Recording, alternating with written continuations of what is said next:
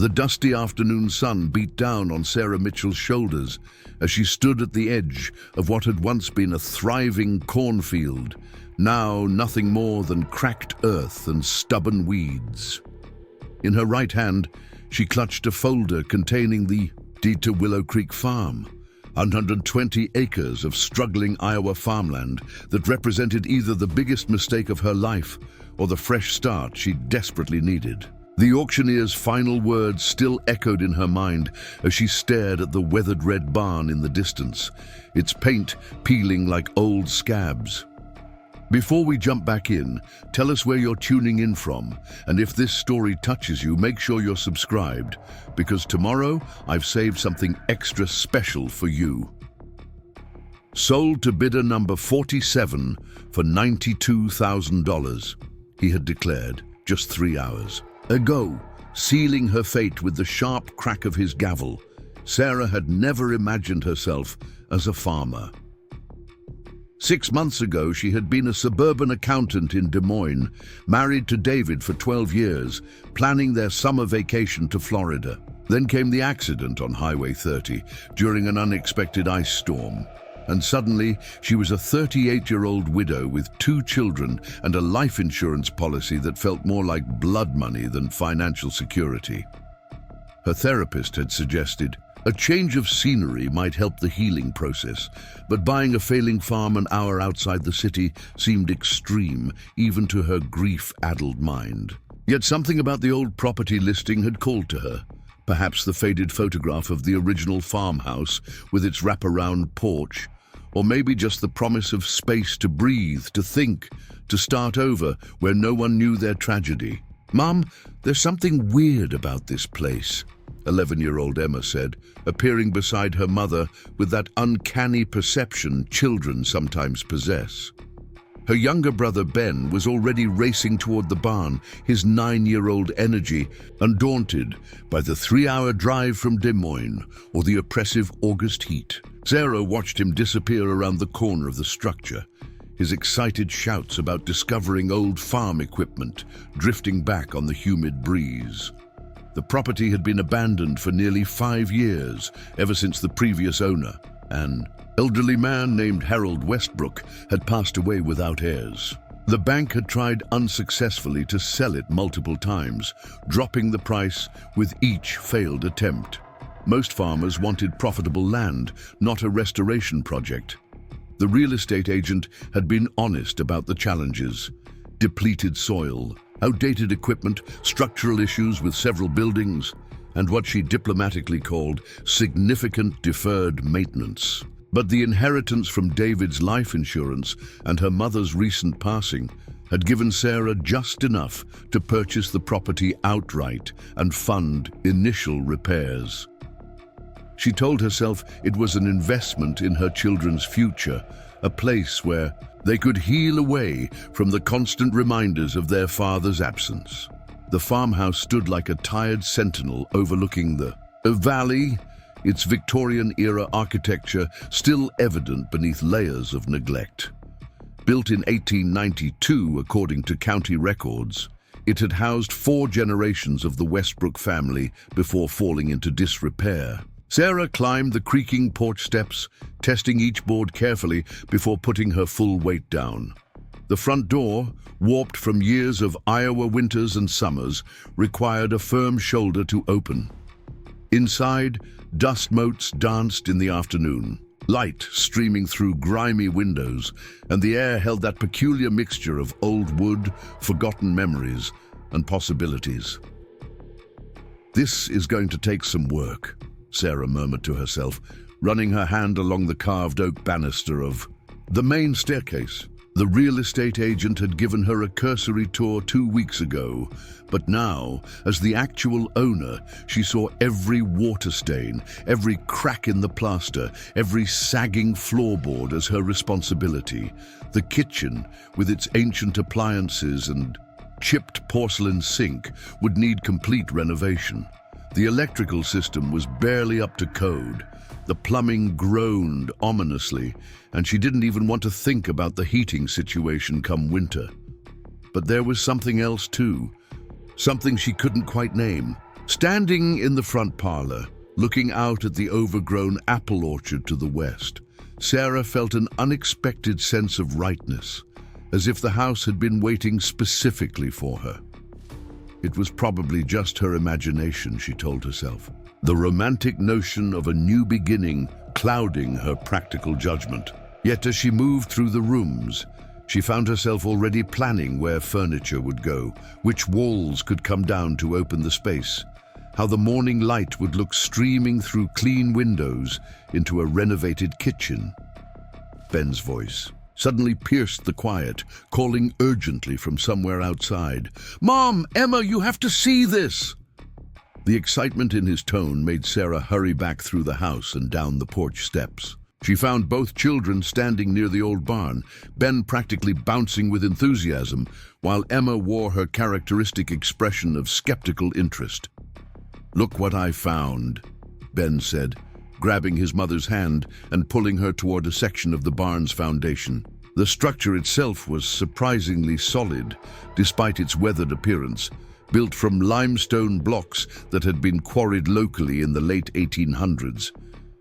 Harold Westbrook had apparently maintained it better than the house, though the large, sliding doors hung askew and several boards were missing from the walls.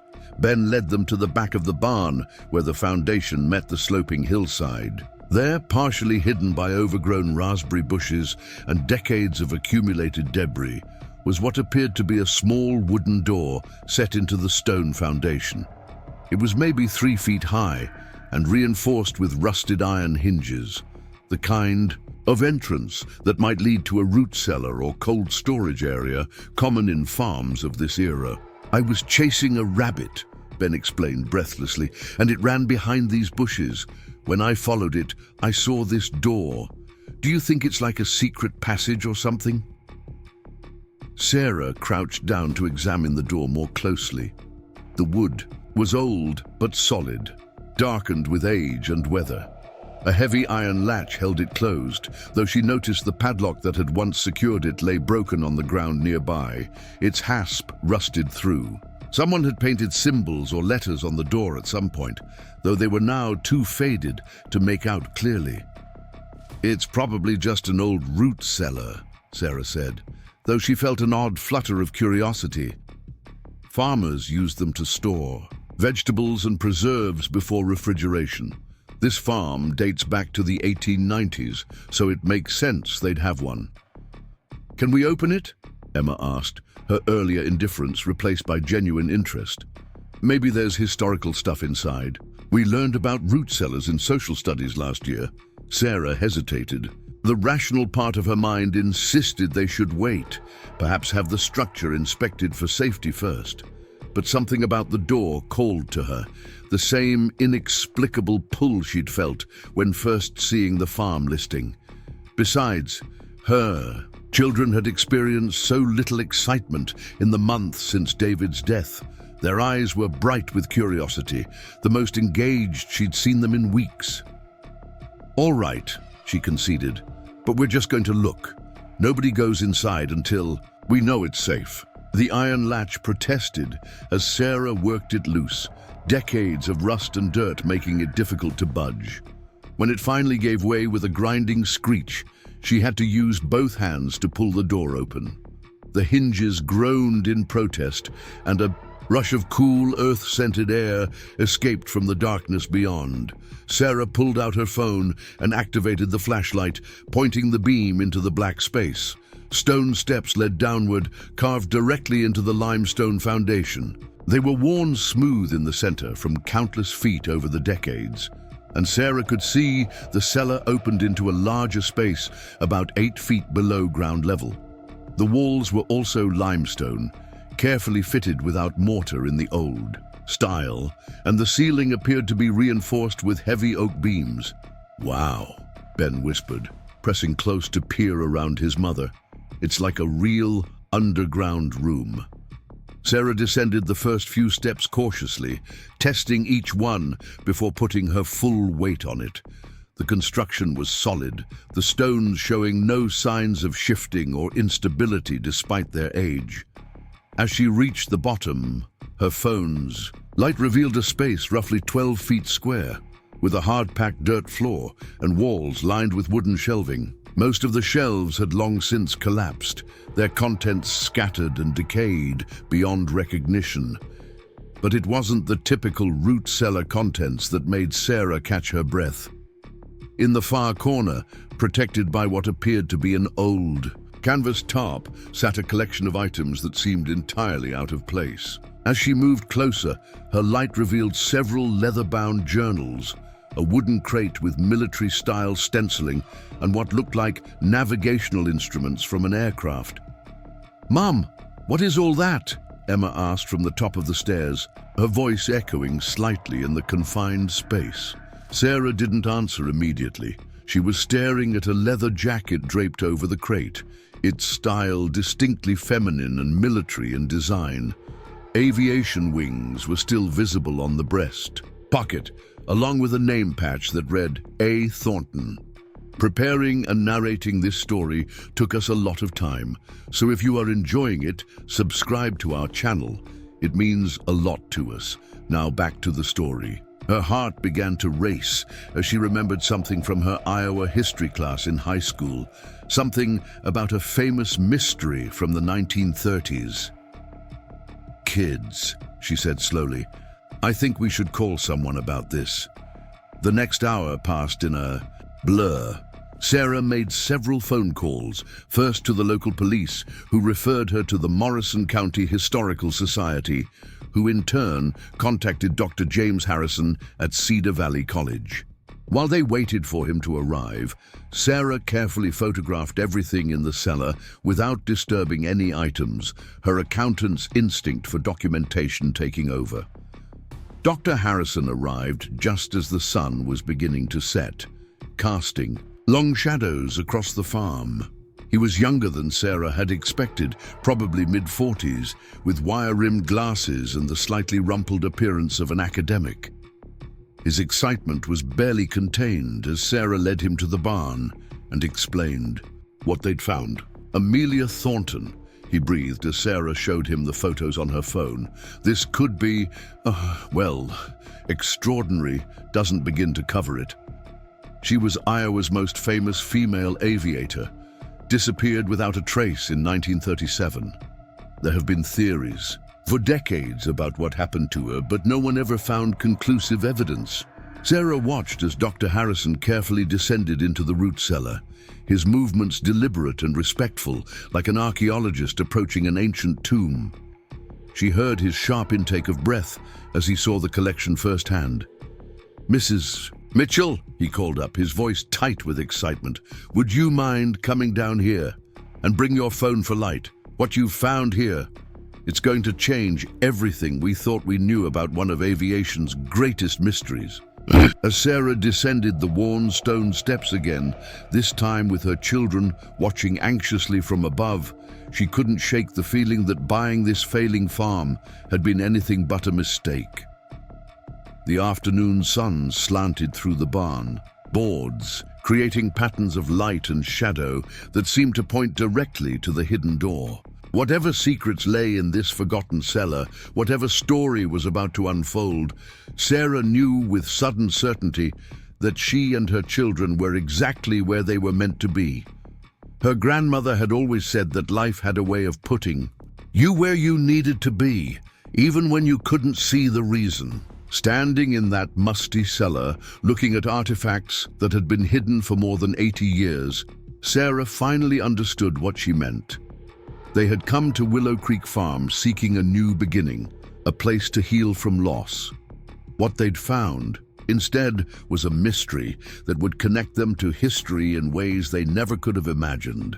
Dr. Harrison was already on his phone, speaking rapidly to someone about authentication protocols and preservation requirements. Emma and Ben had overcome their initial hesitation and were now perched on the top steps, firing questions about Amelia Thornton and women pilots of the 1930s. The fear and uncertainty that had plagued Sarah since the auction suddenly seemed less overwhelming. They had bought more than just a failing farm. They had purchased a piece of history that had been waiting 8 decades to be discovered. Outside, the August evening had turned golden, painting the abandoned fields with warm light. A slight breeze stirred the tall grass, and somewhere in the distance, a meadowlark sang its evening song. The old farm, with all its challenges and mysteries, no longer felt like a burden or a desperate escape.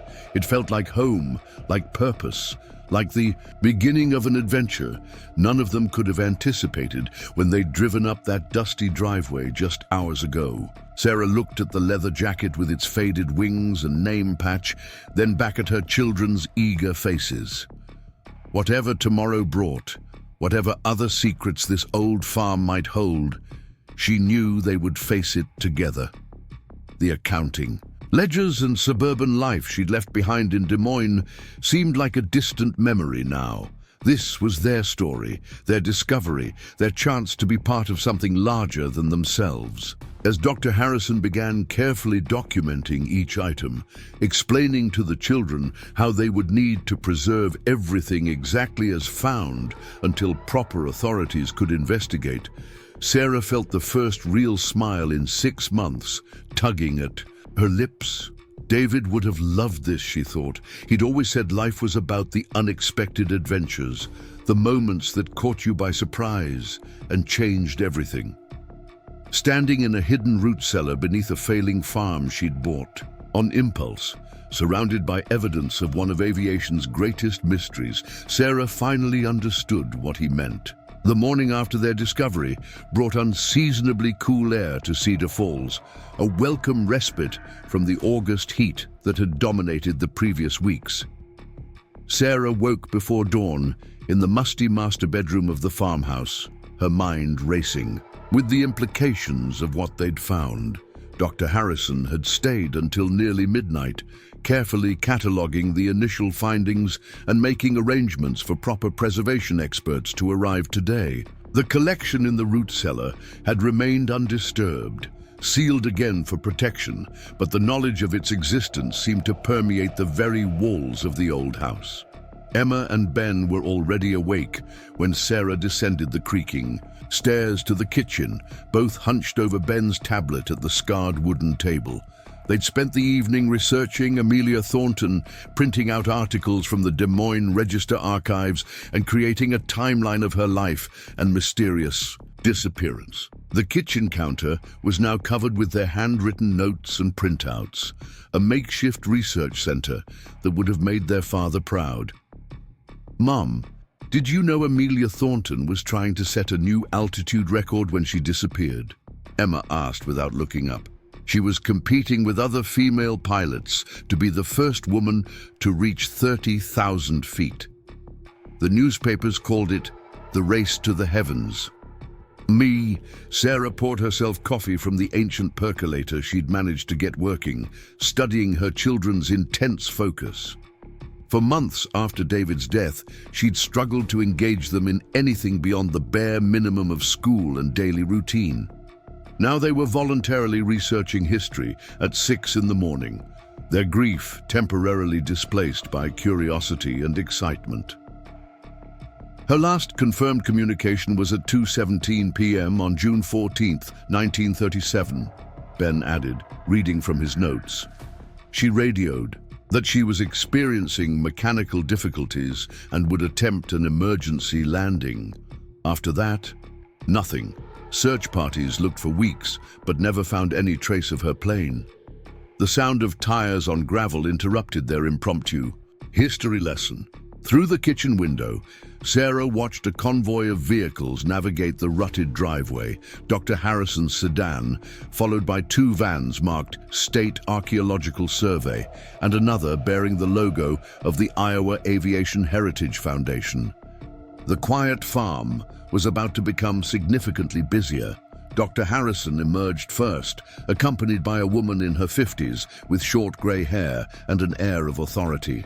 They were deep in conversation as they approached the house, gesturing animatedly toward the barn. Sarah opened the front door before they could knock, still holding her coffee mug like a shield against the overwhelming nature of what was happening. "Mrs. Mitchell, good morning," Dr. Harrison said, his excitement barely contained despite the early hour. "This is Dr. Linda Reeves from the Aviation Heritage Foundation. She's one of the foremost experts on Golden Age aviation in the country. I called her last night, and she drove through the night from Chicago to get here."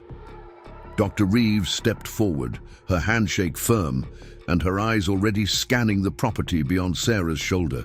"Mrs. Mitchell, I can't adequately express how significant your discovery might be. The Thornton disappearance has been one of aviation's most enduring mysteries. If that root cellar contains what Dr. Harrison described, it could rewrite history." Sarah led them through the house to the back door, her children trailing behind with barely contained excitement. The team of experts had already begun unloading equipment near the barn. Lights, cameras, preservation materials, and various scientific instruments Sarah couldn't identify. The failing farm she'd purchased on impulse was transforming into an archaeological site before her eyes. As they approached the barn, an elderly woman emerged from a battered pickup truck that had arrived unnoticed. She moved slowly but deliberately, leaning heavily on a wooden cane, her weathered face set in an expression of grim determination. Sarah recognized her immediately as Margaret Turner, the woman who owned the neighboring farm to the east. "Maggie," Dr. Harrison called out in surprise, "what brings you here so early?" The old woman's eyes fixed on Sarah with an intensity that was almost uncomfortable. "Heard there was commotion at the old Westbrook place. Figured it was time someone told the truth about this farm and what Harold was really protecting all those years." Sarah felt a chill despite the warming morning air. "What do you mean, protecting?" Maggie Turner had lived on the adjacent property for 79 years, born in the farmhouse where she still resided. Her family had farmed this section of Morrison County since the 1880s, making them among the oldest continuous residents in the area. She studied Sarah with those penetrating eyes before speaking again. Harold Westbrook wasn't just some hermit farmer like everyone thought. His sister Rebecca was engaged to Tommy Thornton, Amelia's younger brother. After Amelia disappeared, Tommy spent years searching for the truth. He believed she didn't crash, that something else happened. Harold helped him, and when Tommy died in the war, Harold kept searching on his own. Dr. Reeves stepped forward, her professional interest clearly piqued. "Mrs. Turner, are you saying Harold Westbrook had information about Amelia Thornton's disappearance?" "I'm saying Harold spent 50 years keeping people away from this farm for a reason. He never married, never had children, rarely went to town. Everyone thought he was peculiar, but I knew better. He was protecting something, waiting for the right person to find it." Sarah felt the weight of the old woman's gaze. "Why didn't you say something before?" "Wasn't my secret to tell. Harold made me promise before he died. Said when the farm finally sold to someone who needed it, really needed it, not just another developer or industrial farmer, then maybe it would be time. He said the truth would find its way to the surface when the moment was right." Dr. Harrison looked between Maggie and Sarah, his academic mind clearly racing to process this new information. "Mrs. Turner, do you know what's in the root cellar?" "I know Harold spent the last winter of his life moving things down there, working at night when he thought no one would notice. But I noticed. I've been watching this farm for 5 years, waiting to see who would buy it. When I heard a young widow with children won the auction, not Carson Agricultural Development, I knew Harold was right. The farm chose you, Mrs. Mitchell." The conversation was interrupted by one of the archaeological team members calling for Dr. Harrison. They had finished setting up the initial equipment and were ready to properly document and examine the root, the cellar's contents. As the group moved toward the barn, Sarah caught Maggie's arm gently. "Mrs. Turner, what made you so sure I was the right person?" The old woman's stern expression softened slightly. "Because you bought this place with heart money, not investment money. Harold always said the truth needed someone who understood." Loss, someone who wouldn't exploit what they found but would honor it. You didn't come here running from your grief, child. You came here carrying it, looking for a place to plant new roots. That's the difference. As the team of experts carefully reopened the root cellar, this time with proper lighting and documentation procedures, Sarah stood back with her children, watching history literally being unearthed. Dr. Reeves descended. First, her movements careful and reverent, followed by Dr. Harrison and a preservation specialist. Extraordinary, Dr. Reeves's voice echoed from below. The leather flight jacket alone is a remarkable find. But these journals... Mrs. Mitchell, would you come down, please? There's something you should see. Sarah left Emma and Ben with Maggie Turner, who had begun telling them stories about the farm's history, and carefully descended the stone steps. The cellar looked different under the bright work lights, every detail thrown into sharp relief. The collection of items had been partially uncovered, revealing more than they'd seen the night before. Dr. Reeves was holding one of the leather-bound journals, her gloved hands trembling slightly. This is Amelia's personal flight log. The last entry is dated June 13th, 1937, the day before she disappeared. But that's not the most significant thing. Look at this. She carefully turned pages to reveal pressed flowers between the entries, sheets of what appeared to be correspondence, and photographs Sarah hadn't noticed in yesterday's fading light. One photograph in particular made her breath catch. It showed Amelia Thornton standing next to her aircraft, but she wasn't alone. Beside her stood a man in a military uniform, and something about his stance, the way he smiled at the camera, reminded Sarah painfully of David. That's Colonel Robert McKenna, Dr. Harrison explained, joining them. He was Amelia's. Well, history hasn't been entirely clear about their relationship. He disappeared the same day she did, though the two events were never officially connected. Dr. Reeves carefully opened another journal, this one newer and in different handwriting. This appears to be from Harold Westbrook himself, documenting his search for the truth. According to his notes, Amelia didn't disappear during a simple altitude record attempt. She and Colonel McKenna were involved in something much more complex, something involving pre-war intelligence work. Sarah felt the cellar spinning slightly.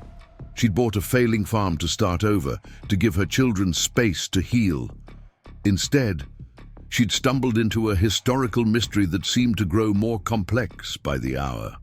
As Dr. Reeves continued revealing documents and artifacts, each more significant than the last, Sarah began to understand why Harold Westbrook had guarded this secret so carefully. "There's one more thing," Dr. Harrison said quietly, directing his light to the far corner of the cellar where a metal filing cabinet sat partially concealed behind collapsed shelving. "We haven't opened this yet. It's locked, and we wanted your permission before proceeding." Sarah nodded, watching as one of the team members carefully worked on the old lock. When it finally gave way, the drawer slid open to reveal files, photographs, and what appeared to be government documents stamped with classifications that had long since expired. Dr. Reeves pulled out a manila folder, her expression growing more serious as she scanned its contents. "Mrs. Mitchell, I think we need to contact federal authorities. What Harold Westbrook preserved here isn't just about a missing aviator.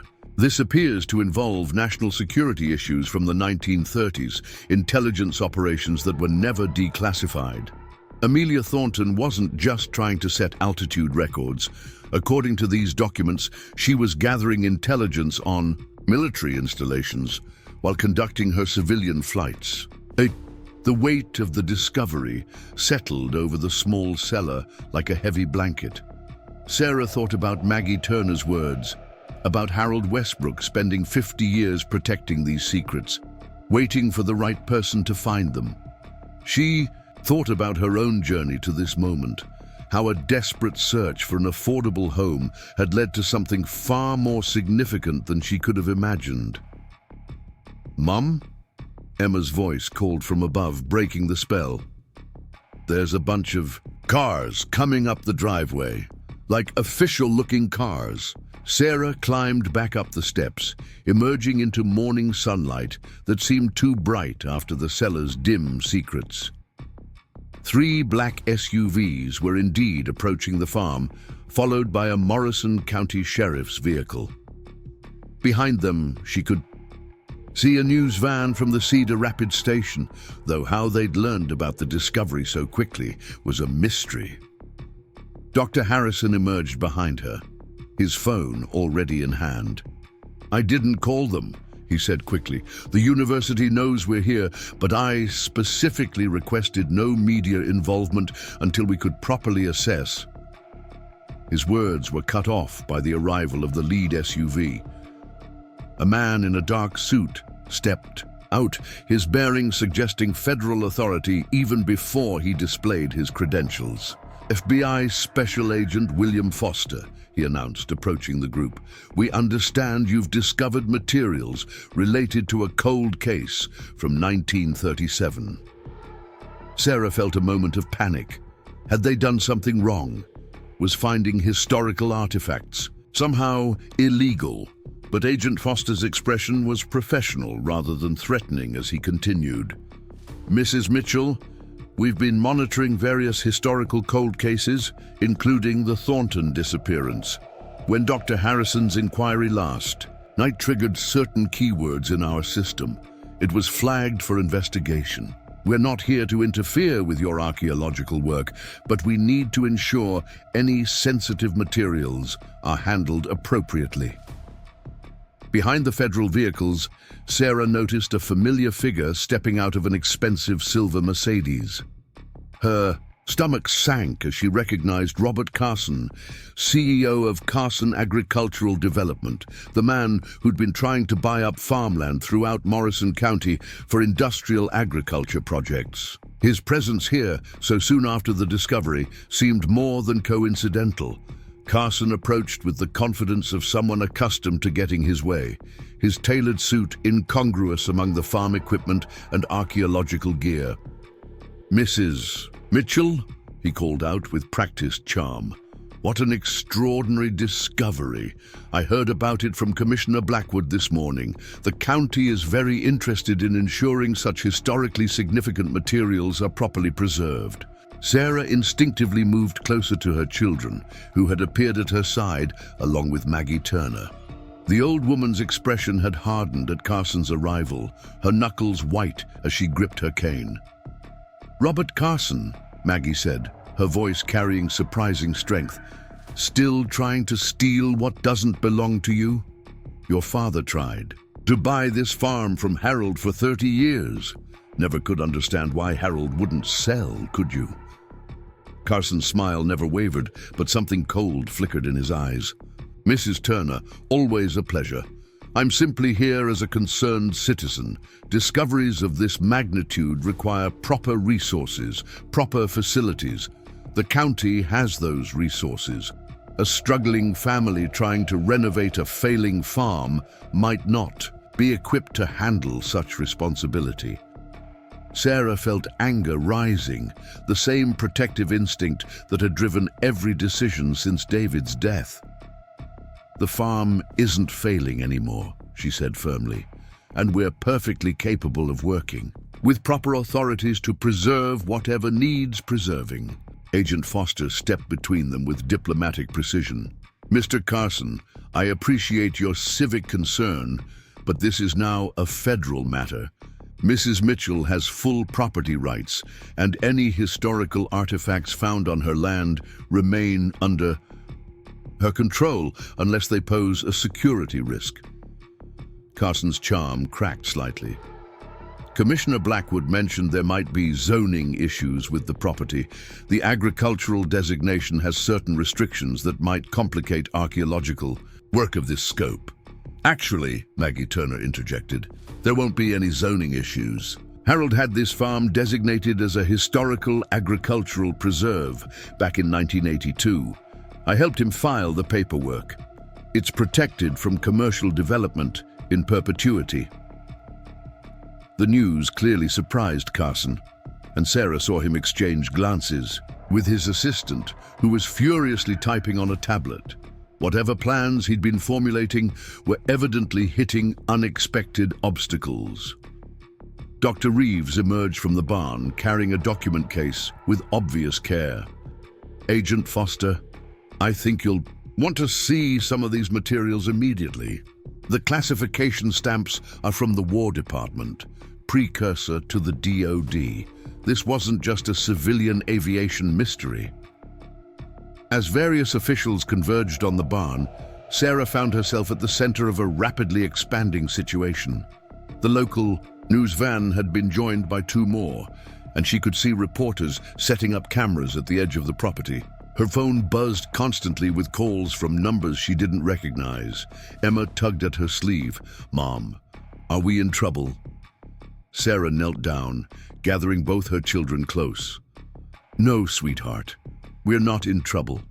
We just found something important, something a lot of people are interested in. Remember how Dad always said the best adventures were the ones you didn't plan?" Ben nodded solemnly. He said unexpected things were just opportunities wearing disguises. That's right, this is just a very big, unexpected opportunity. The morning stretched into afternoon as various experts documented the cellar's contents. FBI technicians worked alongside the archaeologists, carefully photographing and cataloging each item. Dr. Reeves had confirmed that several documents contained information about military intelligence operations from the 1930s, material that had somehow never made it into official archives. Carson remained on the property, making phone calls and consulting with people who arrived in expensive cars. Sarah overheard fragments of conversation about historical district development and heritage tourism opportunities. His interest clearly extended beyond mere civic duty. Around 2 o'clock, Dr. Harrison approached Sarah with a weathered composition book. This was in the bottom of the filing cabinet. It's Harold Westbrook's personal account of why he preserved all this material. "I think you should read it before anyone else does." Sarah took the book, finding a quiet spot on the front porch, while experts continued their work. Harold's handwriting was careful and precise, the words of someone who knew he was documenting something important. "To whoever finds this collection, my sister Rebecca loved Tommy Thornton with the kind of love that survives death. When his sister Amelia disappeared, and then Tommy died searching for the truth, Rebecca made me promise to continue the search. What I found over the decades convinced me that Amelia's disappearance was no accident, no simple crash. She had discovered something during her intelligence flights, something that certain people wanted, kept secret. Colonel McKenna tried to protect her, but they were both silenced. I've spent 50 years gathering evidence, protecting it from those who would destroy it to maintain their version of history. I'm now 87 years old, and my time is running out. I've prepared this cellar carefully, ensuring the materials will survive until someone finds them who will honor the truth rather than profit from it. The farm will choose its next owner when the time is right. They'll know what to do." Sarah looked up from the journal to find Maggie Turner watching her from across the porch. "He knew," Sarah said quietly. "Harold knew someone would come. He was a man of faith," Maggie replied. "Not the church-going kind, but the kind who believed in purpose, in justice delayed but not denied. You were meant to find this, Sarah Mitchell. Question is, what are you going to do with it?" Before Sarah could answer, Agent Foster approached with Dr. Reeves and Dr. Harrison. His expression was serious but not unkind as he addressed her. "Mrs. Mitchell, we've completed our initial assessment. Most of the materials can remain in your custody with proper preservation protocols. However, there are several documents that contain information still relevant to national security, even after 80 years. We'll need to review those more carefully, though you'll maintain ownership rights." Dr. Reeves added, "The Aviation Heritage Foundation is prepared to offer full support for preserving and displaying the historical materials. This is the most significant find related to Golden Age aviation in decades. Amelia Thornton's story needs to be told properly, completely. And the farm? Sarah asked, thinking of Carson's hovering presence and vague threats about zoning problems. The farm remains yours, Agent Foster confirmed. Mr. Carson's concerns about zoning have been noted and dismissed. The historical significance of this site is now federally recognized, which provides certain protections. As if summoned by the mention of his name, Carson appeared around the corner of the house, his assistant trailing behind. "I couldn't help but overhear," he said smoothly. "I want to assure Mrs. Mitchell that my company is prepared to offer substantial support for developing this site appropriately. We have experience with historical properties, turning them into destinations that benefit the entire community." "Like you did with the Riverside Mill?" Maggie asked pointedly. "Turned a historical landmark into a shopping center with a small plaque mentioning what used to be there." Carson's jaw tightened. "That was a different situation. This discovery has national significance. It requires professional development, proper facilities. I'm prepared to offer Mrs. Mitchell $3 million for the property, plus relocation assistance and guaranteed positions in the development project." The number hung in the air like a physical presence. $3 million would solve every financial concern Sarah had, would secure her children's education, would provide the fresh start she'd been seeking. She could feel everyone watching her, waiting for her response. Emma's hand slipped into hers, small and warm. "Mum, remember what you said about some things being more important than money?" Sarah looked down at her daughter, then at Ben, who was nodding seriously. They had lost their father, their stable suburban life, everything they'd considered permanent. But in the past 24 hours, they'd found something else. Purpose, connection to history, a mystery that engaged them in ways she hadn't seen since before David's death. "Mr. Carson," Sarah said finally, "thank you for your offer, but Willow Creek Farm isn't for sale. We've only just arrived, and it seems we have work to do." Carson's professional mask slipped completely, revealing frustration and something darker. "You're making a mistake, Mrs. Mitchell. Preserving this site properly will cost more than you can imagine. The county has ways of ensuring properties are used for the community's benefit." "Is that a threat?" Agent Foster asked mildly, though his posture suggested anything but casual interest. "Of course not," Carson recovered quickly. "Simply an observation about the challenges ahead. But I'm sure Mrs. Mitchell will make the right decision eventually. They always do." As Carson's Mercedes disappeared down the driveway, followed by his entourage, Sarah felt both relief and apprehension. She'd just turned down more money than she'd ever imagined having, chosen an uncertain path over financial security. But looking at the activity around the barn, the experts carefully preserving pieces of hidden history, she knew it was the right decision. Dr. Harrison approached with obvious excitement. "Mrs. Mitchell, we've found something else. There's a sealed metal container at the very back of the cellar. It appears to have been placed there most recently, probably Harold's final addition to the collection. We haven't opened it yet."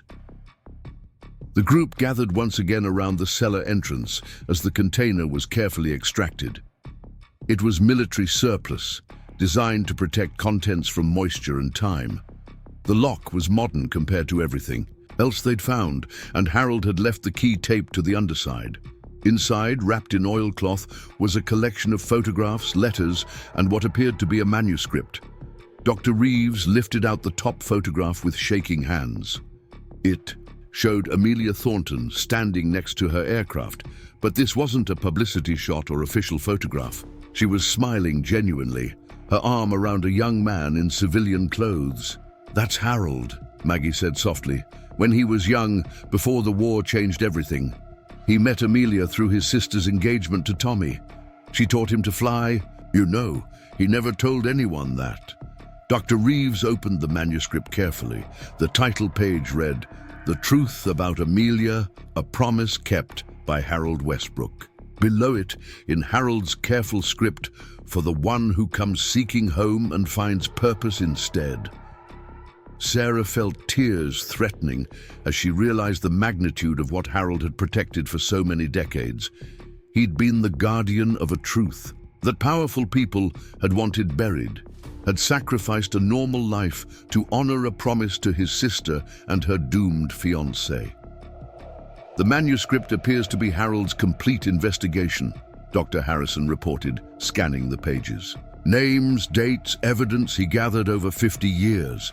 He's documenting a conspiracy to silence Amelia and Colonel McKenna because they discovered plans for... Oh my. What? Sarah asked, though she wasn't sure she wanted to know. According to Harold's research, Amelia discovered evidence of American companies illegally selling military technology to foreign powers in the lead-up to World War II. She and McKenna were gathering proof when they disappeared. Harold spent decades tracking down witnesses, following paper trails, building a case that no one wanted to hear. Agent Foster was already on his phone, speaking in low, urgent tones. The implications of Harold's manuscript were staggering, even after 80 years. Some of the companies mentioned still existed, had grown into corporate giants. The scandal, if proven, would rewrite significant portions of pre-war history. As the afternoon wore on, the scope of the discovery continued to expand. More documents emerged from the cellar, including Amelia's personal letters to Harold describing her intelligence, work, Colonel McKenna's military reports, and correspondence from government officials that had never been made public. Sarah stood in the yard, watching her children help the archaeological team with simple tasks, their enthusiasm infectious despite the serious nature of the work. The failing farm she'd purchased yesterday had become ground zero for a historical revelation that would make national news. It was overwhelming, terrifying, and somehow exactly right. Mrs. Mitchell, Dr. Reeves approached with Agent Foster. We need to discuss security measures. Once this story breaks, you're going to have media, historians, possibly people with other interests showing up. The FBI can provide temporary security, but you'll need to make longer-term arrangements. Sarah nodded, her mind already racing. Through practical considerations. What about the children? Is there any danger? Agent Foster's expression was reassuring. We don't anticipate any direct threats. The events we're investigating are over 80 years old. However, there are reputational interests at stake for some prominent families and corporations. They'll likely try legal channels rather than anything more dramatic. Carson won't give up easily, Maggie warned, having joined the conversation. His company has been planning something big for this whole area. Your farm sits right in the middle of his grand design. He's got the county commissioner in his pocket and probably half the town council. Sarah thought about the morning's confrontation, Carson's barely veiled threats about zoning issues. Let him try, she said with more confidence than she felt. Harold Westbrook kept this secret for 50 years. The least I can do is protect it properly now that it's been found. As evening approached, the immediate work of documenting and securing the artifacts was largely complete. The FBI had posted agents at the farm's entrance, and the archaeological team had established protocols for the careful excavation and preservation of the cellar's contents. Dr. Harrison and Dr. Reeves would return tomorrow with additional experts and equipment. Sarah stood on the porch with her children as the various vehicles departed, leaving them in relative quiet for the first time since morning. The farm looked different now, even though nothing visible had changed. The weight of history, of responsibility, had transformed it from a simple refuge into something far more significant. Are we going to be famous? Ben asked, his 9-year-old perspective cutting through the complexity to the basic question. Probably not famous, Sarah replied, but we're going to be part of something important. Sometimes history chooses people to be guardians of truth. Harold Westbrook was one of those people, and now we are too. Emma looked thoughtful. Dad would have said this was better than any adventure movie. Sarah pulled her children close, thinking about David and how he would have reveled in this discovery. He'd always said that life's best moments came from saying yes to unexpected opportunities, from choosing courage over comfort.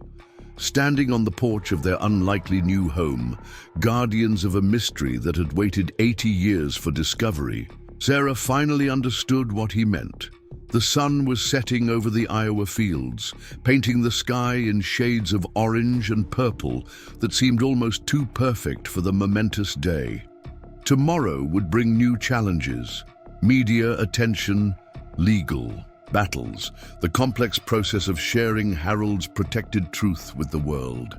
But tonight, they were simply a family who had found their purpose in the most unexpected place. Inside the house, the boxes they'd brought from Des Moines sat unpacked, their suburban life still waiting to be integrated into this new reality. But Sarah no longer felt the urgency to recreate what they'd lost. They weren't running from their old life anymore. They were running towards something new, something meaningful, something that connected them to a larger story of courage, truth, and justice delayed but not denied. As the first stars appeared in the darkening sky, Sarah made a silent promise to Harold Westbrook and Amelia Thornton, to all those who had guarded this truth and waited for the right moment to reveal it. She would see this through, would honor their sacrifice, and ensure their story was finally told. The failing farm had chosen them, as Maggie said, and they would not fail it in return. In the distance, she could see lights from Maggie Turner's farmhouse, a reminder that they weren't alone in this journey. The old woman's family had watched over the secret for generations, waiting for Harold's prediction to come true. Now it had, and the responsibility had passed to a widowed accountant and her 2 children, who had come seeking nothing more than a fresh start. Sarah smiled at the irony. They'd found their fresh start, just not in the way any of them had imagined. Tomorrow would bring reporters, lawyers, historians, and probably more pressure from Carson Agricultural Development. But tonight, standing on the porch of the old farmhouse, she felt something she hadn't experienced since David's death. Hope. Not just for survival, but for purpose, for meaning, for the kind of adventure that transforms ordinary people into guardians of extraordinary truths. The screen door creaked as they went inside, the sound somehow comforting in its promise of permanence. Whatever challenges lay ahead, they were home. And sometimes, Sarah reflected as she closed the door on the most remarkable day of her life. Home is exactly where history needs you to be. The August sun had barely crept above the horizon when Sarah found herself standing in the Morrison County Sheriff's office, a cup of bitter coffee growing cold in her hands. Sheriff Jim Reynolds, a man who looked like he'd rather be anywhere else at 6 in the morning, sat across from her with a skeptical expression that seemed permanently etched into his weathered face. "Let me understand this correctly," Reynolds said, adjusting his glasses for the 3rd time. "You're telling me that Cellar contains evidence about Amelia Thornton, the pilot who vanished in 1937, and now the FBI is interested in your farm?" Sarah nodded, still struggling to believe. The events of the past 48 hours herself, after the initial discovery and the arrival of various experts and federal agents, the sheriff's department had insisted on their own documentation of the situation. It was, as Deputy Marcus Webb had explained, a matter of county protocol when federal authorities suddenly showed interest in local property. The special agent Foster said there were documents with old military classifications, Sarah explained, watching Reynolds's expression shift from skepticism to concern. Something about pre-war intelligence operations and technology sales. Dr. Reeves from the Aviation Heritage Foundation thinks Amelia Thornton wasn't just setting altitude records, she was gathering intelligence. Reynolds leaned back in his creaking chair, his fingers drumming against the metal desk. Sarah had learned from Deputy Webb that the sheriff had served 32 years in Morrison County, had seen his share of unusual situations, but nothing quite like this. The small farming community wasn't accustomed to federal investigations or historical mysteries that attracted national attention. "And Carson Agricultural Development?" Reynolds asked, his tone carefully neutral. "I heard Robert Carson himself showed up at your property yesterday." Sarah hesitated. She'd already sensed the delicate political balance in Cedar Falls, the way Carson's name carried weight in every conversation. The company was the largest employer in the county, its influence extending into every aspect of local government and business. "He made an offer on the farm," Sarah said simply. $3 million. I declined. Reynolds' eyebrows rose slightly, the first crack in his professional demeanor. $3 million was more than most farms in the county would see in a lifetime of operation. The fact that Sarah had turned it down clearly surprised him. "That's a generous offer," Reynolds observed, "especially for a property you just purchased for under $100,000. Some things aren't about money," Sarah replied, thinking of Harold Westbrook's decades of guardianship, of Maggie Turner's watchful protection of the secret. "The historical significance of what we found. It belongs to everyone, not just whoever can pay the most for it." Reynolds studied her for a long moment before nodding slowly. "Harold was a good man," he said finally. "Kept to himself, never caused trouble. If he spent 50 years protecting something, must have been important." He paused, then added, "Just be careful, Mrs. Mitchell. Carson doesn't like being told no. He's used to getting what he wants in this county." The meeting concluded with Reynolds assuring her the sheriff's department would cooperate fully with federal authorities while maintaining local oversight. As Sarah drove back toward Willow Creek Farm, she noticed several vehicles following at a discreet distance. Whether they were protective surveillance or something else, she couldn't determine. The farm had transformed overnight into something resembling an archaeological dig site, crossed with a high-security facility. FBI agents had established a perimeter, checking credentials of anyone attempting to enter the property. The barn area was now cordoned off with yellow tape, and a mobile command unit had been set up near the old chicken coop. Dr. Harrison met her at the entrance, his usually composed academic demeanor showing signs of strain. "Sarah, thank goodness you're back. We've had some developments while you were at the sheriff's office, Durtu." He led her toward the command unit where Agent Foster was engaged in an intense phone conversation. Dr. Reeves stood nearby, examining documents with two people Sarah didn't recognize. A younger woman with assistant bright eyes and an older man whose military bearing was unmistakable, despite his civilian clothes. "Mrs. Mitchell," Dr. Reeves called out, motioning her over. "I'd like you to meet Dr. Jennifer Park from the National Archives, and Colonel Michael Bradford, retired, who served as the Air Force historian for 20 years. They flew in this morning after I sent them preliminary photographs of the documents." Dr. Park, who couldn't have been older than 35, extended her hand with barely contained excitement. "Mrs. Mitchell, what you've discovered here is unprecedented. The documents in that cellar include classified materials that we thought were destroyed in a fire at Wright Field in 1941. They fill gaps in the historical record that we've been trying to piece together for decades." Colonel Bradford nodded in agreement, his gray eyes intense. "The intelligence reports alone are significant, but what's more important is the evidence of a coordinated cover-up after Thornton and McKenna disappeared.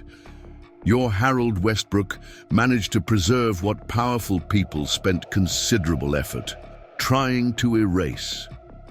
Sarah felt the weight of their words, the magnitude of the discovery settling over her like a heavy blanket. What exactly did Amelia Thornton discover that was worth silencing her? Dr. Park glanced at Agent Foster, who had, finished his call and joined their group. Some silent communication passed between them before Foster spoke. "Mrs. Mitchell, I've just received authorization to share certain information with you, given your central role in this discovery.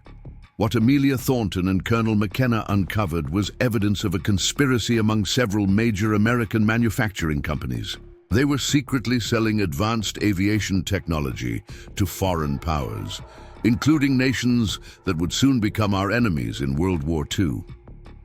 Sarah felt her breath catch. Treason. Technically, it wasn't treason at the time.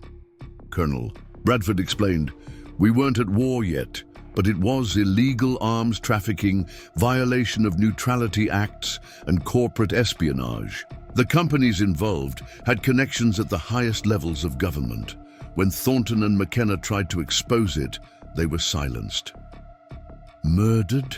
Sarah asked quietly, though she already suspected the answer. "We can't prove that definitively." Foster replied carefully, "The official story of a crash during an altitude record attempt was convenient for everyone involved. But Harold Westbrook's investigation, documented in that manuscript, presents compelling evidence that their disappearance was orchestrated." Dr. Reeves added, "What's remarkable is that Harold managed to track down witnesses, gather documents, and build a case over 5 decades without alerting the people he was investigating. He was a farmer by day and an investigator by night, motivated purely by a promise to his sister and her fiancé." Sarah thought about the lonely man spending 50 years on a seemingly impossible quest, protecting truth that no one wanted to hear. The parallel to her own situation wasn't lost on her. A widow seeking a new beginning, suddenly thrust into the role of guardian for that same truth.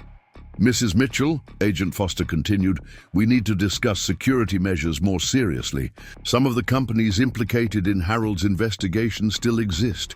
They've evolved, merged, become multinational corporations. While we don't anticipate direct physical threats, there will be significant legal and financial pressure brought to bear. They'll want to discredit the evidence, question its authenticity, and yes, try to acquire control of it." As if to underscore his point, Deputy Webb's patrol car pulled up to the checkpoint, followed by 3 luxury SUVs. Sarah recognized Thomas Blackwood, the county commissioner, emerging from the lead vehicle. With him were several people in expensive suits, including a woman with steel-gray hair and the bearing of someone accustomed to boardroom battles. "That's Victoria Sterling," Dr. Park said quietly, watching the group approach. "She's senior legal counsel for Titan Industries. They're one of the successor companies to firms mentioned in Harold's documents." Commissioner Blackwood, a heavy-set man with the practiced smile of a career politician, approached the FBI checkpoint with obvious irritation at being stopped. After a brief discussion and presentation of credentials, the group was allowed to approach the command unit.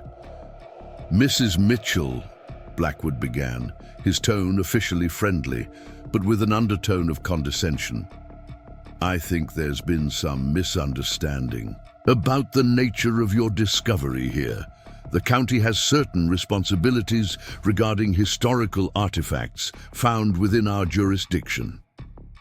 "Commissioner," Agent Foster interjected smoothly, "as I explained to your office this morning, this is now a federal investigation involving classified materials. The county's cooperation is appreciated, but jurisdiction is clear." Victoria Sterling stepped forward, her designer heels incongruous in the farmyard dust. "Ms. Mitchell, I'm here on behalf of several concerned parties with historical connections to the events being investigated. We'd like to propose a partnership that would benefit everyone involved." Sarah felt the familiar surge of protectiveness she'd experienced when Carson made his offer. "I'm listening," she said carefully.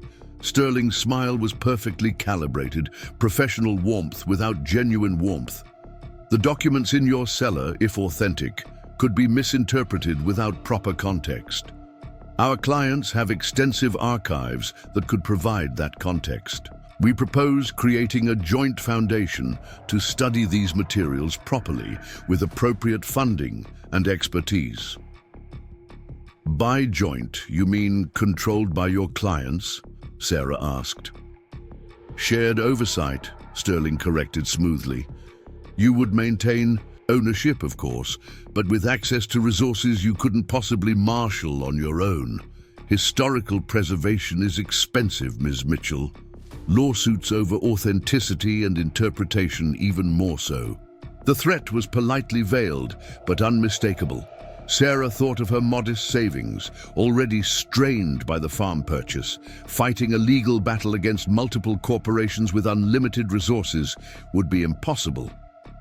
Mrs. Mitchell has already declined several partnership offers, Dr. Harrison said, surprising everyone by speaking up. The mild-mannered professor straightened his shoulders, meeting Sterling's gaze directly. The academic community is prepared to support proper preservation and study of these materials without corporate interference. Sterling's expression hardened slightly. The academic community doesn't have the resources to fight the inevitable. Challenges to these documents' authenticity. Some might suggest they're elaborate forgeries created by Harold Westbrook to satisfy personal obsessions. Proving otherwise would require extensive expert testimony, forensic analysis, legal representation. All very expensive propositions. Sarah felt anger rising at the implication that Harold's lifetime of careful investigation could be dismissed as forgery. But before she could respond, an unexpected voice cut through the tension. Harold Westbrook was the most honest man in this county. Everyone turned to see Maggie Turner approaching, her cane tapping rhythmically on the gravel. Behind her walked a younger woman who bore a striking resemblance to the elderly farmer. "This is my granddaughter, Rebecca Turner Lewis," Maggie announced. "She's a partner at Brennan, Morrison and Associates in Chicago, specializes in historical preservation law. I called her yesterday when I heard the vultures were circling." Rebecca Turner Lewis stepped forward with professional confidence that matched Sterling's. "My firm has agreed to represent Mrs. Mitchell pro bono in any matters relating to the Thornton discovery. We also represent the Native American Rights Fund and several historical preservation societies. We have experience fighting corporate attempts to control historical narratives." Sterling's composure cracked slightly. "This is a matter requiring specialized expertise, which we have," Rebecca interrupted, "along with a war chest specifically designated for cases involving corporate suppression of historical evidence. David versus Goliath is our specialty, Ms. Sterling, and we don't lose often." The standoff was interrupted by Dr. Reeves's assistant calling urgently from the barn. "Dr. Reeves, you need to see this immediately." The group moved toward the barn, professional antagonism temporarily set aside by curiosity. In the root cellar, now properly lit and ventilated, the archaeological team had uncovered another sealed container, this one bearing military markings. "It was behind a false wall," the assistant explained excitedly. "We found it while documenting the original." Hiding space. The construction suggests it was added later, maybe in the 1950s or 60s. Agent Foster took charge, ensuring proper protocol was followed in opening the container. Inside, wrapped in military specification preservation materials, were reel-to-reel audio tapes, more documents, and photographs that looked considerably more recent than the 1930s materials. Dr. Park carefully examined the labels on the tapes. "These are dated 1962 through 1968. They appear to be interviews." She looked up at the group, her eyes wide. Harold Westbrook recorded witness testimonies. The implications were staggering. Harold hadn't just preserved evidence from the 1930s. He had continued his investigation for decades, tracking down people who knew the truth about Amelia Thornton's disappearance, recording their stories before they were lost to time. "We'll need to digitize these immediately," Colonel Bradford said, his military training evident in his immediate focus on preservation. "Magnetic tape degrades, and these are over 50 years old. They may contain crucial testimony from people who are no longer alive." Victoria Sterling watched the excitement with calculating eyes. Sarah could almost see the legal strategies forming in the woman's mind, the ways corporate lawyers would challenge audio recordings made without proper authentication protocols. "This changes things," Sterling said finally. "My clients will need to reassess their position. But I want to be clear, Ms. Mitchell, the offer of partnership remains open. The alternative. Well, legal challenges can drag on for years, draining resources and preventing any meaningful historical work from being done." Commissioner Blackwood added his voice to the pressure. "The county also has concerns about the impact on local development.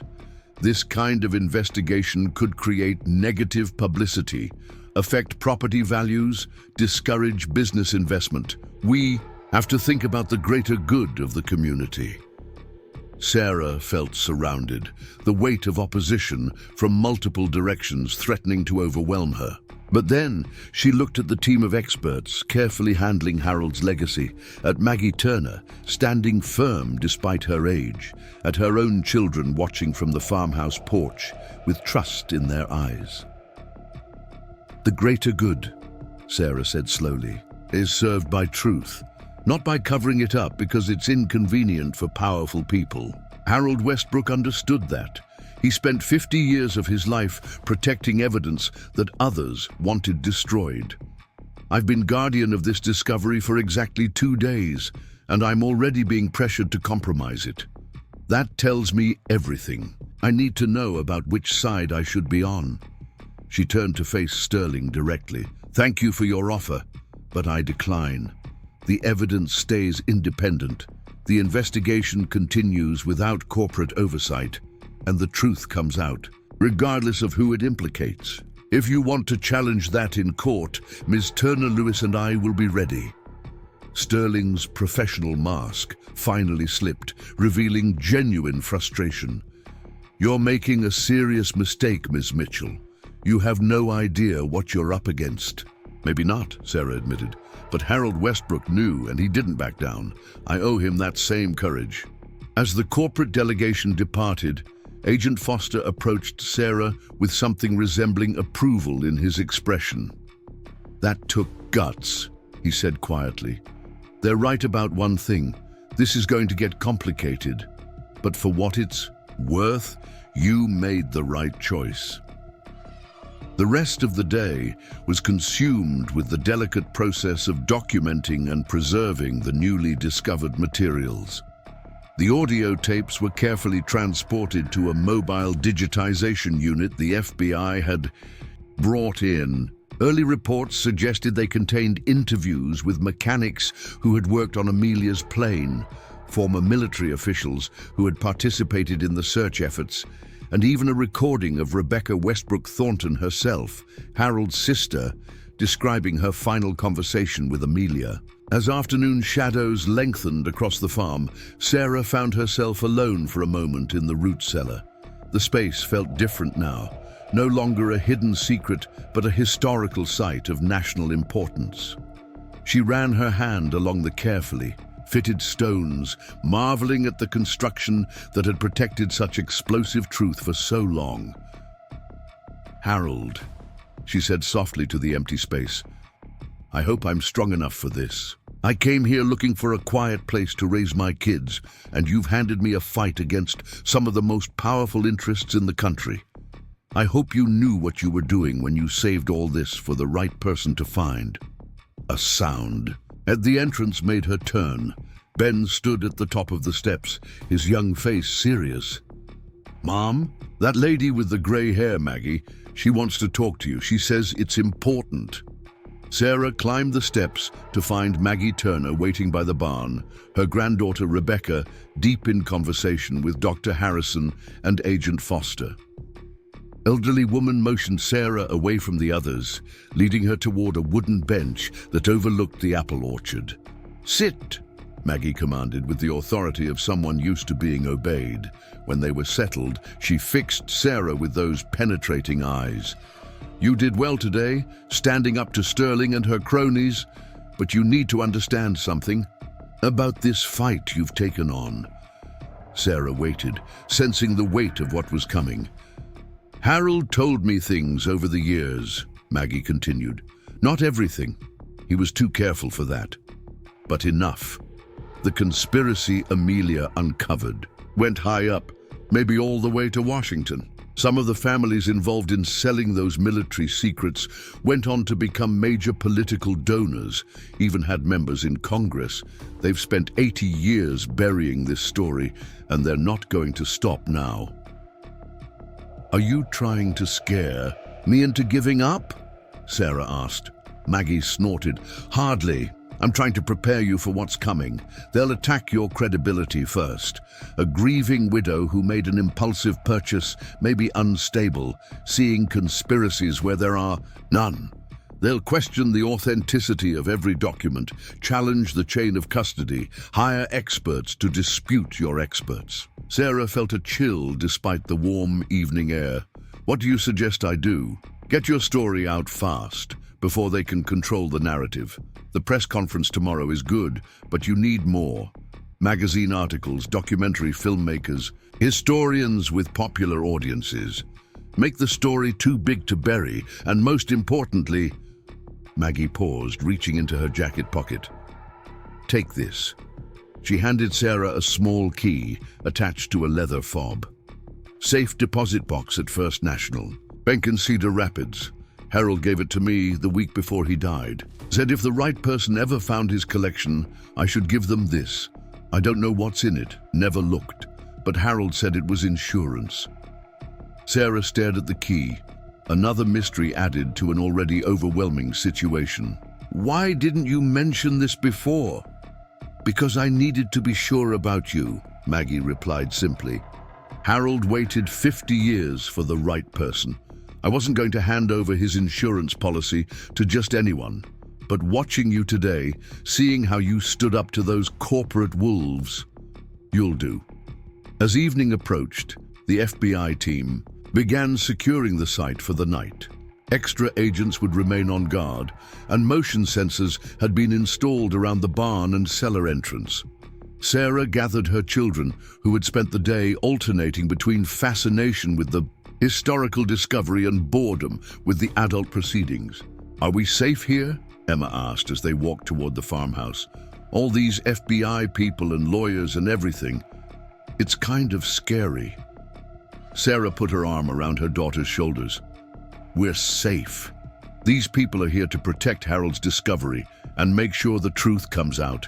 Sometimes doing the right thing attracts opposition, but that doesn't mean we should stop doing it." Inside the farmhouse, away from the chaos of the investigation, Sarah prepared a simple dinner while the children did homework at the kitchen table. The domestic normalcy felt surreal after the day's confrontations and revelations, yet this too was part of their new reality. Maintaining family life while standing at the center of a historical firestorm. After the children were in bed, Sarah sat at Harold's old desk in the study, examining the key Maggie had given her. Tomorrow morning, before the press conference scheduled for noon, she would drive to Cedar Rapids and discover what final secret Harold had hidden away. The thought both thrilled and terrified her. Her phone rang, showing a number she didn't recognize. Against her better judgment, she answered. "Mrs. Mitchell, this is Robert Carson. I apologize for calling so late, but I wanted to speak with you privately, away from lawyers and federal agents." Sarah tensed but remained silent, waiting. "I heard about your encounter with Victoria Sterling today," Carson continued. "I want you to know that while my company competes with some of her clients, we're not all the same. My interest in your property is purely about land development, not suppressing historical evidence." "Then why are you calling?" Sarah asked. "To offer you some advice, woman to woman. Sterling and her people play hardball. They have resources you can't imagine and connections throughout government and media. They'll make your life very difficult if you continue to oppose them. I'm not threatening you. I'm trying to warn you." Sarah considered his words. "And your solution is for me to sell to you instead." "My offer stands, but that's not why I called. I called because I have a daughter about your age, and I'd hate to see her in your position. These people destroyed Amelia Thornton for threatening their interests. Don't let them destroy you too." The line went dead, leaving Sarah staring at the phone. Whether Carson's warning was genuine concern or subtle manipulation, she couldn't determine. But the reference to Amelia's fate sent a chill through her. Outside, she could see flashlight beams as FBI agents patrolled the property. The quiet farm she'd bought for refuge had become a fortress protecting truth that powerful people wanted buried. Tomorrow, she would retrieve Harold's insurance policy, face the press, and formally begin the battle to honor his 50-year quest for justice. Standing at the window, looking out at the moonlit fields, Sarah made a decision. She picked up her phone and called Rebecca Turner Lewis. "Rebecca, it's Sarah Mitchell. I need you to help me set up a meeting with documentary filmmakers and investigative journalists. The biggest names you can get." Maggie was right. We need to make this story too big to bury. As she spoke, outlining her plans for aggressive publicity and public engagement, Sarah felt a shift in her own perception. She was no longer a passive victim of circumstances, a widow running from grief who had stumbled into something beyond her control. She was choosing to fight, to honor Harold's legacy and Amelia's sacrifice, to stand against forces that had operated in shadow for 8 decades. The farm was dark and quiet when she finally went to bed, but Sarah's mind was alive with plans and possibilities. In the morning, she would discover what Harold had left in that safe deposit box. Then she would face the cameras and tell the world about a conspiracy that had shaped American history from the shadows. Whatever challenges lay ahead, whatever resources her opponents might deploy, Sarah Mitchell was no longer the uncertain woman who had stood at a county auction just days ago. The farm had chosen her, as Maggie said, but more importantly, she had chosen the farm and the responsibility that came with it. Harold Westbrook had kept faith for 50 years. Now it was her turn to carry that torch, to ensure that truth delayed would not become truth denied. The battle was just beginning, but for the first time since David's death, Sarah felt truly alive with purpose. In the root cellar, protected by federal agents and modern security systems, Harold's carefully preserved evidence waited for the world to finally hear its testimony. 8 decades of secrets were about to emerge into the light, and Sarah Mitchell, unlikely guardian of an extraordinary trust, was ready to see it through to the end. The Cedar Rapids morning traffic was lighter than Sarah expected as she navigated toward First National Bank, Harold's key burning like a coal in her pocket. Emma and Ben sat quietly in the back seat, having insisted on accompanying their mother despite the early hour. The press conference was scheduled for noon, leaving just enough time for this mysterious errand. "Mom, why did Mr. Westbrook hide? Something in a bank instead of the root cellar?" Ben asked, his 9-year-old mind working through the puzzle. "Sometimes the most important secrets need multiple layers of protection," Sarah replied, thinking of Harold's methodical nature, his 50-year commitment to preserving truth. He was making sure that even if something happened to the farm, this piece would survive. The bank was a stately building from the 1920s, its marble columns and brass fixtures speaking of an era when financial institutions built monuments to inspire confidence. Sarah approached the safe deposit box area with her children, showing identification and Harold's key to a young clerk who seemed impressed by the FBI authorization letter Agent Foster had provided. Box 337 is one of our oldest continuous rentals, the clerk explained as they descended to the vault. According to our records, it's been paid through 2040. Mr. Westbrook apparently made arrangements for extended rental before his passing. The vault was cool and quiet, lined with hundreds of metal boxes behind a massive steel door. The clerk led them to box 337, inserted the bank's master key alongside Harold's, and stepped back discreetly as Sarah removed the long metal container. In the private viewing room, Sarah opened the box with trembling hands. Inside was a single manila envelope marked, "For the Guardian of Truth," in Harold's careful script. The envelope contained 3 items: a letter, a small leather journal, and a brass key attached to a tag reading Cedar Falls Methodist Church, Bell Tower. Sarah read Harold's letter aloud, her voice soft in the small room. "To whoever finds this, if you're reading these words, you've discovered the evidence. I spent my life protecting and have chosen to see the truth revealed despite the pressure to bury it. This final piece is both my confession and my insurance policy. In 1962, I was approached by men claiming to represent national security interests. They knew about my investigation and offered me money to destroy everything I'd collected. When I refused, they threatened to frame me for crimes I hadn't committed. I agreed to cease my public investigation, but secretly continued gathering evidence. The journal contains names, dates, and details of everyone who tried to suppress the truth about Amelia's disappearance. Some are now powerful people in government and industry.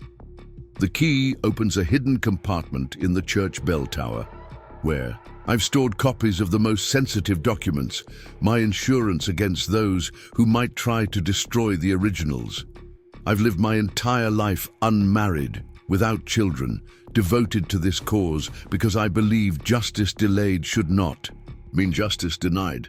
My sister Rebecca never recovered from losing Tommy, who died searching for his sister's truth. I promised her I would continue his work. If you've come this far, you have the courage to finish what Amelia started. The forces against you are powerful, but truth has its own power when someone is brave enough to speak it. May God grant you strength, Harold Westbrook. Sarah closed the letter, her eyes meeting her children's wide gazes. The weight of Harold's legacy felt heavier than ever, but also more personal. This wasn't just about historical truth anymore.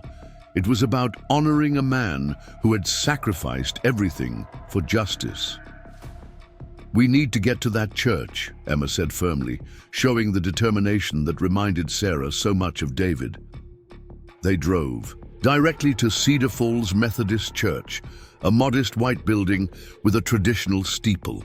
The morning service hadn't yet begun, and the parking lot was nearly empty. Reverend Michael Thompson, a middle-aged man with kind eyes, greeted them at the door. "Mrs. Mitchell," he said warmly, "I heard about your discovery at the farm. How can I help you?"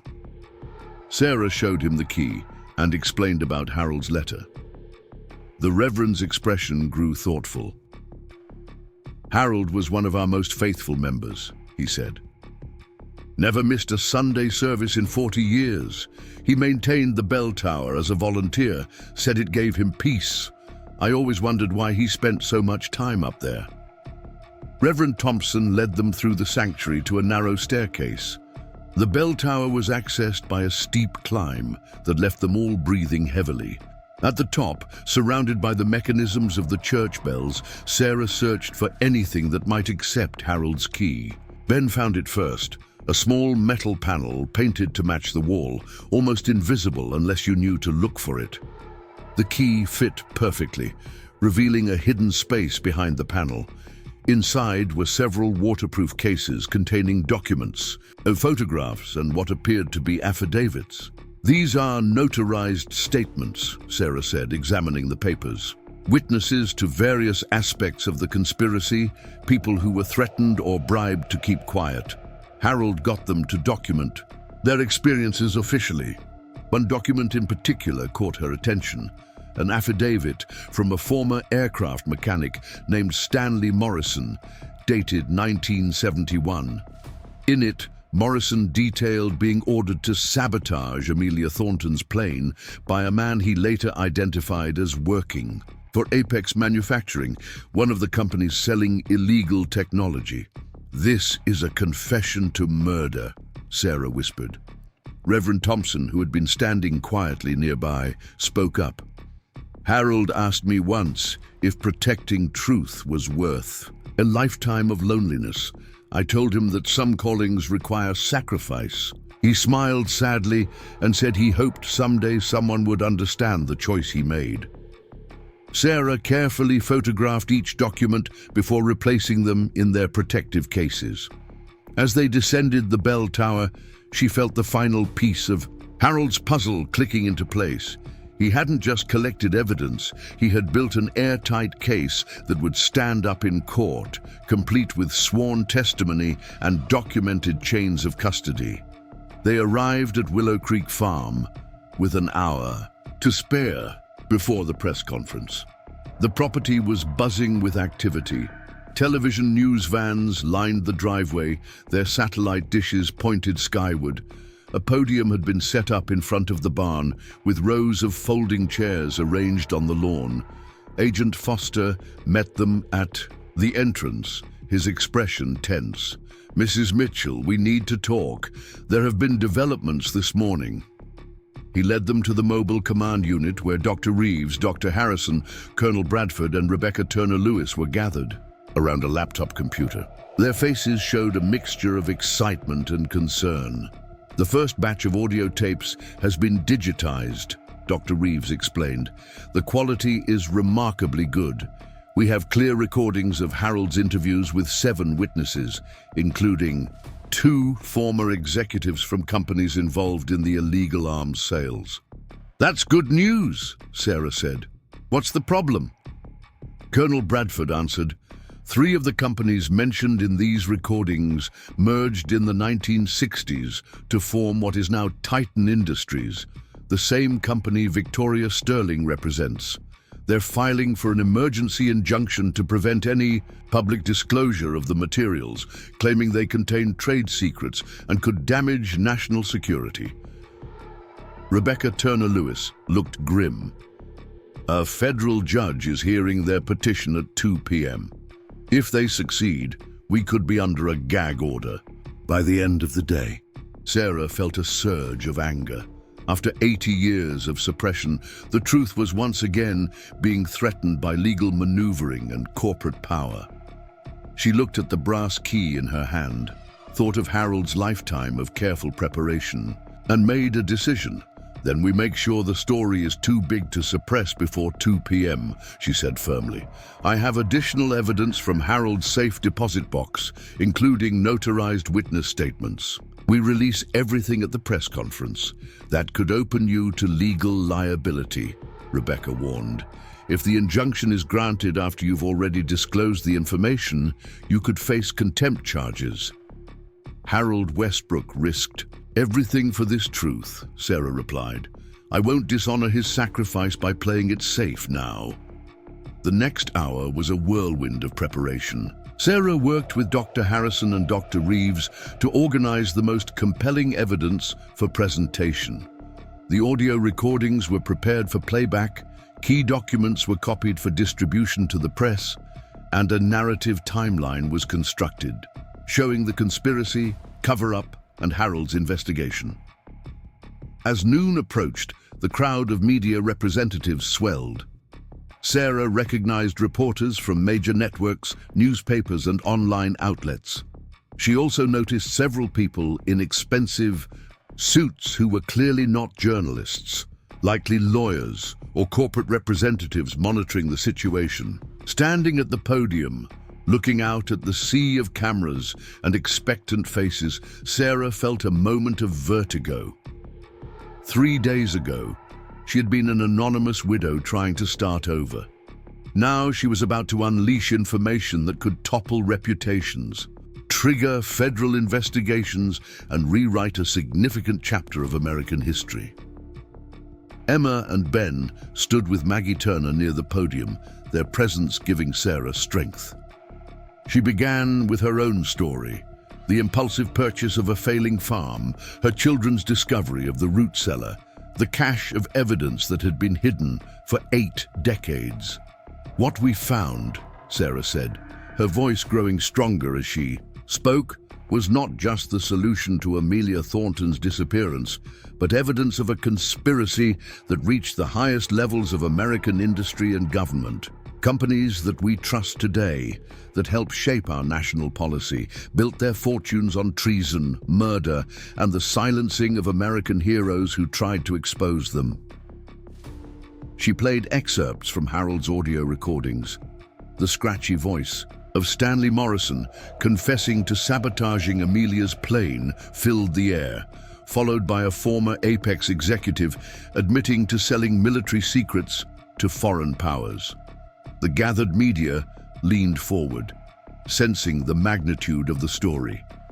Sarah then revealed the contents of Harold's safe deposit box, displaying the notarized statements on a large screen. Harold Westbrook spent 50 years building a legal case that couldn't be dismissed or suppressed. Every piece of evidence is authenticated, every witness statement properly notarized. He sacrificed any chance at a normal life to ensure this. Truth would eventually see daylight. As she spoke, Sarah noticed increased activity among the suited observers. Several were on phones, speaking urgently. Victoria Sterling herself appeared at the edge of the crowd, her face a mask of cold fury. "The companies involved in this conspiracy have evolved and merged over the decades," Sarah continued. "Today, they're among our largest defense contractors and industrial manufacturers. They've spent 80 years profiting from their crimes, while the truth about Amelia Thornton remained buried. That ends today." She concluded with Harold's letter from the safe deposit box, reading his words about justice delayed but not denied. As she finished, hands shot up throughout the crowd, reporters shouting questions. But before Sarah could respond, Victoria Sterling pushed her way forward. "This press conference is being conducted in violation of a federal court order," Sterling announced loudly. "An injunction was granted 15 minutes ago prohibiting the disclosure of these materials pending judicial review. Mrs. Mitchell is now in contempt of court, and any media outlet publishing this information will face legal consequences." The crowd erupted in chaos. Some reporters continued shouting questions, while others consulted with their legal departments via phone. Agent Foster stepped forward, holding up his FBI credentials. "Ms. Sterling is incorrect," he stated firmly. "No such injunction has been granted. The hearing is still ongoing. Furthermore, the FBI has determined that these materials are of significant public interest, and their disclosure serves legitimate law enforcement purposes in investigating historical crimes." Sterling's composure cracked.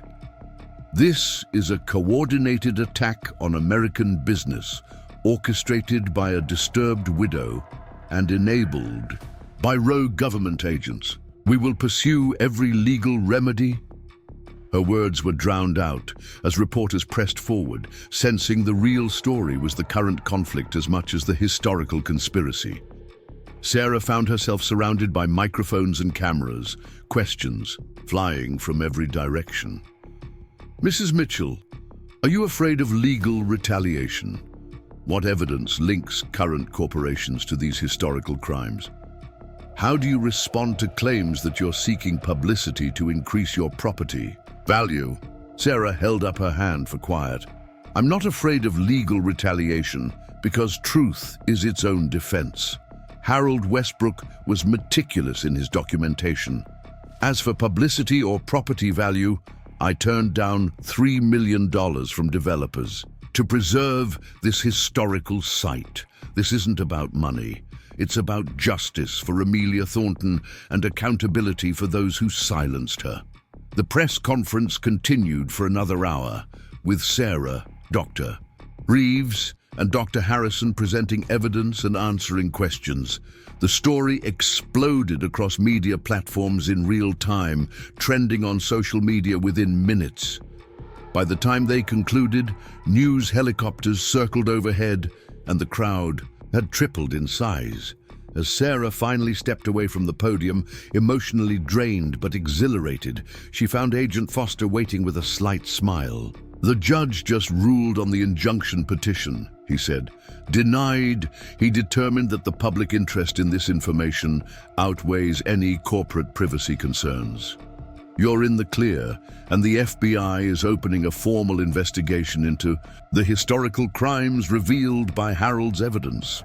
Sarah felt tears of relief threatening. Harold's 5-decade quest for justice had finally succeeded. But she knew this was just the beginning. There would be lawsuits, challenges to the evidence, attempts to discredit both Harold's investigation and her own role in revealing it. As if reading her thoughts, Rebecca Turner Lewis appeared at her side. "Titan Industries has already filed a defamation suit against you personally. They're seeking damages of $50 million. But don't worry, I've been waiting my whole career for a case like this. We're going to countersue for malicious prosecution and demand full disclosure of their historical records." The afternoon passed in a blur of interviews, legal consultations, and phone calls from supporters and critics alike. The story dominated national news cycles, with historians and legal experts debating the implications. Several members of Congress announced they would call for hearings into the allegations of historical corruption and cover-up. As evening approached, Sarah found a quiet moment with her children in Harold's study. They sat together on the worn leather couch, watching news coverage on Ben's tablet. "Dad would have been proud of you," Emma said suddenly. "He always said standing up for what's right wasn't about being fearless, it was about doing the right thing despite being afraid." Sarah hugged her daughter close. "I was terrified up there today, but thinking about Harold spending 50 years alone with this secret, sacrificing everything for truth, I couldn't let him down." A knock at the door interrupted their moment. Sarah opened it to find Maggie Turner standing on the porch, tears streaming down her weathered face. "I watched the whole thing on television," the elderly woman said. "Harold would have been so grateful. You did what he always dreamed of. You gave Amelia justice and made sure his life's work meant something." Behind Maggie, Sarah could see FBI agents still working at the barn, continuing to catalog and preserve the evidence. The investigation would likely continue for months or years, unraveling 8 decades of conspiracy and cover-up. But the crucial battle had been won. The truth was now public, too big to be suppressed or buried again. That night, after the media had finally departed and the farm had returned to relative quiet, Sarah walked alone to the root cellar. She descended the worn stone steps one last time, running her hand along the walls that had protected such explosive secrets for so long. In the corner where Harold had placed his final collection, Sarah found something she hadn't noticed before: a small photograph tucked behind one of the support beams. It showed a young Harold Westbrook standing next to Amelia Thornton beside her aircraft. On the back, in faded ink, were the words, "Promise kept, Harold." Sarah smiled through her tears, understanding finally why the farm had called to her, why she had felt compelled to bid at that auction despite all rational arguments against it. Sometimes fate works through seemingly random events to bring together the right people at the right moment. Harold had waited 50 years for someone who would understand the burden and accept the responsibility. Against all odds, that person had turned out to be a grieving widow from Des Moines looking for a fresh start. Standing in the cellar that had changed her life, Sarah made her own promise. The farm would become a museum dedicated to both Amelia Thornton's aviation achievements and Harold Westbrook's dedication to truth. The evidence would be preserved and displayed, the full story told without censorship or corporate influence. Future generations would learn not just about a conspiracy from the 1930s, but about the power of individual conscience and the importance of protecting truth, even when powerful forces align against it. As she climbed back up the steps and secured the cellar door, Sarah felt a sense of completion. The farm was no longer just a refuge from grief or a fresh start for her family. It had become something larger, a monument to justice delayed, but ultimately achieved, a testament to the power of ordinary people doing extraordinary things when circumstances demand it. The lights from the farmhouse windows cast a warm glow across the yard as Sarah walked back home. Emma and Ben were waiting on the porch, their faces lit by the soft evening light. Together, they had found more than a new home in this old farm. They had found purpose, healing, and an unexpected connection to history that would shape their lives forever.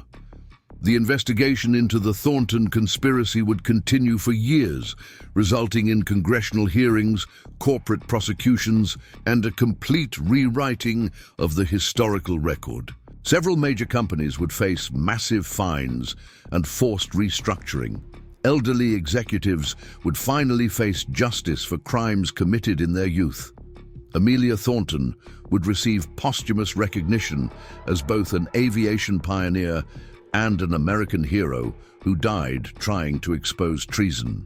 But for Sarah Mitchell and her children, the most important outcome was the transformation of Willow Creek Farm from a failing property into a place of pilgrimage for those who believe in truth and justice. Harold Westbrook's lonely vigil had not been in vain.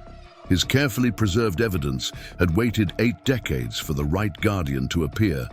A simple woman buying a failing farm with inheritance money who chose courage over comfort when history came calling. 5 years later, as Sarah stood before a crowd at the official dedication of the Thornton Westbrook Museum of Truth and Justice, she thought about that first day when she had stood in a dusty field, wondering if she had made a terrible mistake. The museum now attracted thousands of visitors annually, its exhibits telling the intertwined stories of Amelia's courage, Harold's dedication, and the power of ordinary citizens to challenge injustice. Emma, now 16 and planning to study investigative journalism, served as a junior docent, leading tours through the preserved root cellar.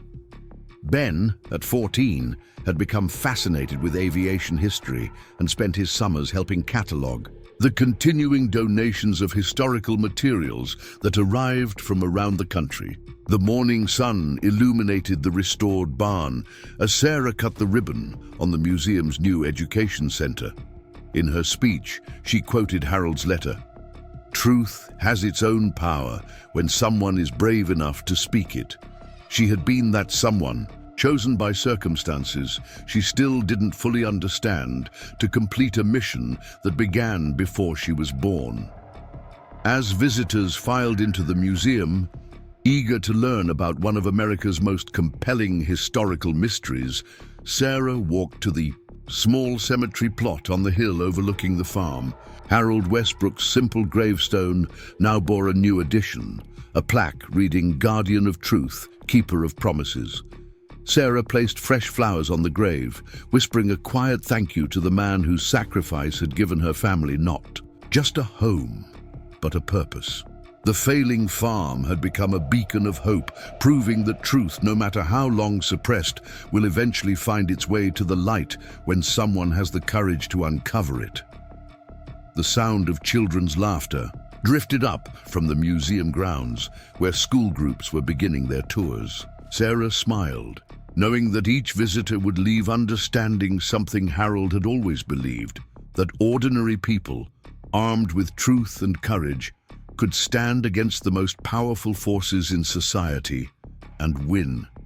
The root cellar that had once hidden evidence of conspiracy, now displayed it proudly, its stone walls echoing with questions from curious visitors and the patient explanations of guides. What had been a secret shame was now a public reminder that democracy requires vigilance, that corporate power must be balanced by individual conscience, and that sometimes the most unlikely people become the guardians of the most important truths. As Sarah walked back down the hill toward her family and the thriving museum, she felt the deep satisfaction of a promise fulfilled.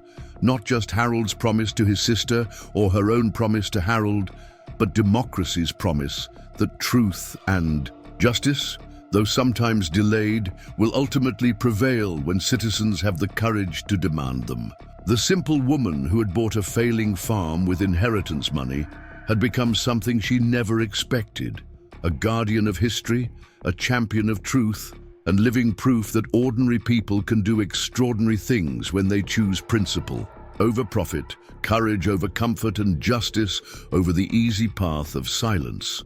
Up next, you've got two more standout stories right on your screen. If this one hit the mark, you won't want to pass these up. Just click and check them out.